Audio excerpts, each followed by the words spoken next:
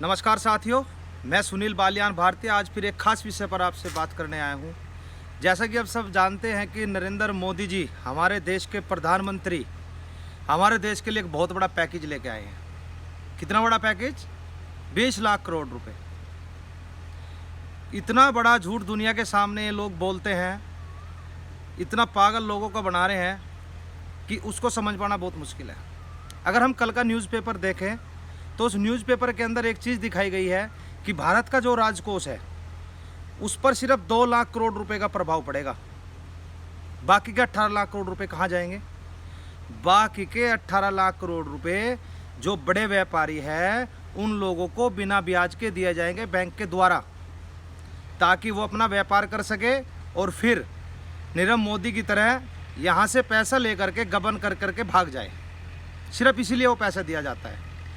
कहते हैं कि हम लोग मध्यम वर्ग के जो व्यापारी हैं उन लोगों के लिए ये काम कर रहे हैं, उनको पैसा दे रहे हैं। रही बात ये, हमारा देश का किसान है और हमारा देश एक कृषि प्रधान देश है। हमारे देश के लिए, हमारे देश के इन किसानों के लिए इस मोदी सरकार ने क्या किया है? मैं मोदी सरकार से भी ये पूछना चाहता हूँ कि आज के समय जो इन्होंने 2 लाख करोड़ रुपए दिए हैं, इसके अंदर से उन्होंने किसानों को क्या दिया? क्या उनको उस देश के किसानों के ऊपर तरस नहीं आता? इस देश की रीढ़ की हड्डी माना जाता है इस देश के किसान को, लेकिन आज मोदी सरकार अपनी आंख बंद करके बैठी हुई है। उसको ये नहीं पता कि इस देश का किसान कितना परेशान है, कितना मजबूर है। वो अपनी फसल को कहीं बेचकर नहीं आ सकता। रही बात किसान के गन्ने की, पिछले 4 वर्षों से गन्ने के भाव में 1 रुपये का मूल्य, 1 रुपये की भी बढ़ोतरी नहीं उसके मूल्य में। ये सोचने की बात है। पेमेंट पहले तो इतना भी नहीं आता था, अब तो थोड़ा थोड़ा आ रहा है, लेकिन अब भी किसानों का पेमेंट लेट आता है। क्या किसान चीनी नहीं लेता, दाल नहीं लेता, ब्रुश नहीं लेता, साबुन नहीं लेता, हर चीज़ लेता है? तेल नहीं लेता? क्या नहीं लेता? बिजली भी देता है। बिजली पर भी रेट बढ़ रहे हैं, तेल पर भी रेट बढ़ रहे हैं, हर चीज़ पर रेट बढ़ रहे हैं। क्या किसान की आर्थिक स्थिति को ठीक नहीं किया जाना चाहिए? क्या किसानों के हित में नहीं सोचना चाहिए इस सरकार को?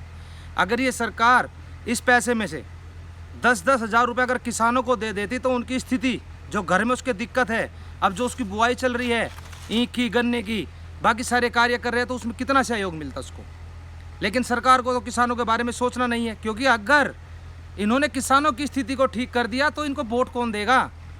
आज से बहुत पहले जो चंद्रशेखर जी हमारे देश के प्रधानमंत्री बने थे, उनसे पूछा गया था, उन्होंने बताया था कि अगर इन देश के किसानों की आर्थिक स्थिति ठीक कर दी जाए तो उनको वोट कौन देगा। और यही नीति भारतीय जनता पार्टी आज के समय में चला रही है। इन्होंने किसानों के बारे में ज़रा भी नहीं सोचा।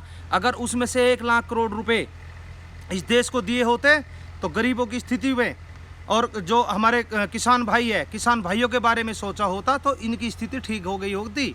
आज कितने परेशान है? क्या लॉकडाउन का प्रभाव किसानों के ऊपर नहीं है? किसान रात दिन घुट घुट कर मार रहा है, घुट घुट कर जी रहा है। इनको तो बड़ी बड़ी जितनी कंपनियां हैं सबके काम कार्य चले हुए हैं। बिजली विभाग प्राइवेट हो चुका, बिजली विभाग किसानों से अपने पैसे ज़बरदस्ती वसूल रहा है। उनके घर पे भी मीटर लगे हुए हैं, सबके यहाँ पर मीटर लगे हुए हैं, उनका कोई बिल माफ़ नहीं है, कुछ नहीं है। किसान पैसा कहाँ से देगा?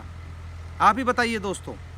आज किसान की स्थिति हमारे देश में एक दयनीय स्थिति है, और इस समय में, लॉकडाउन के समय में, उसको अपने ज़रूरत के सामान लाने के लिए भी इतना परेशान होना पड़ रहा है। लेकिन सरकार क्या कर रही है?